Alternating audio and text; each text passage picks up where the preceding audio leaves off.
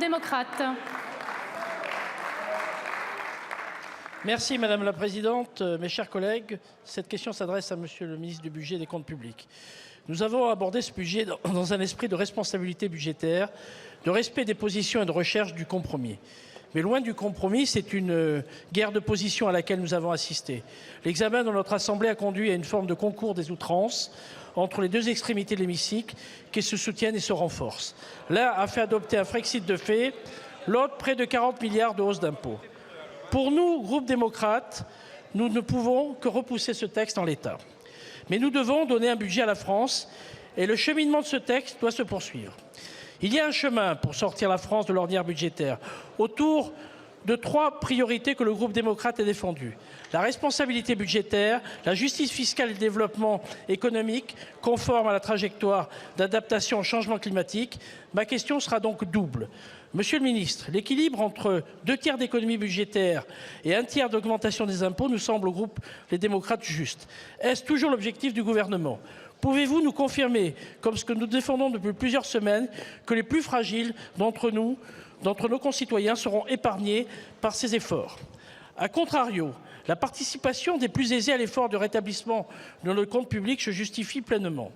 Monsieur le ministre, nous avons salué la proposition dans le texte initial d'une contribution différentielle sur les très hauts revenus. Soulignons simplement que sa mise en œuvre pour 2 ans ne sera pas suffisante. Soutenez-vous la proposition du groupe Les Démocrates de la maintenir tant que la situation de nos finances publiques le réclamera? Je vous remercie. Je vous remercie. La parole est à Monsieur Laurent Saint-Martin, ministre chargé du Budget et des Comptes publics.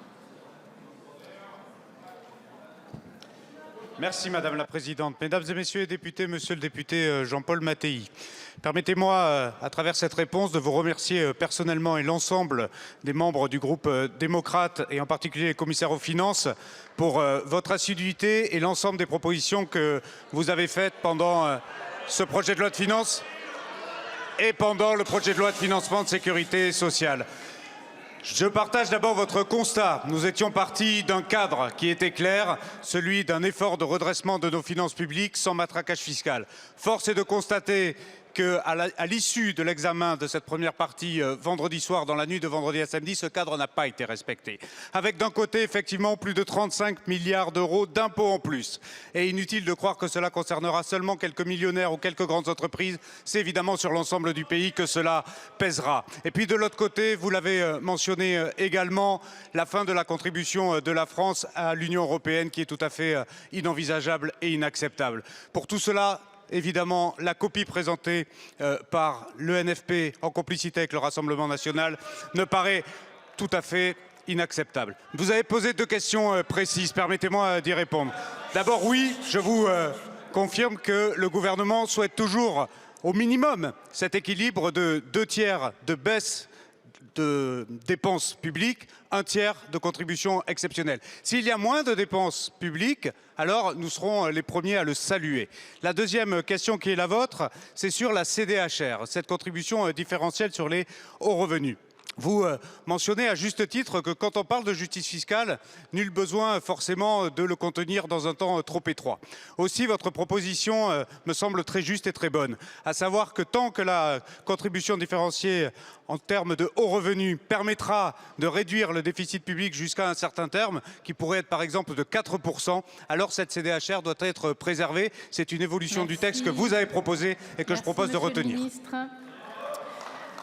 La parole est à Monsieur Bartholomé Lenoir pour le groupe UDR.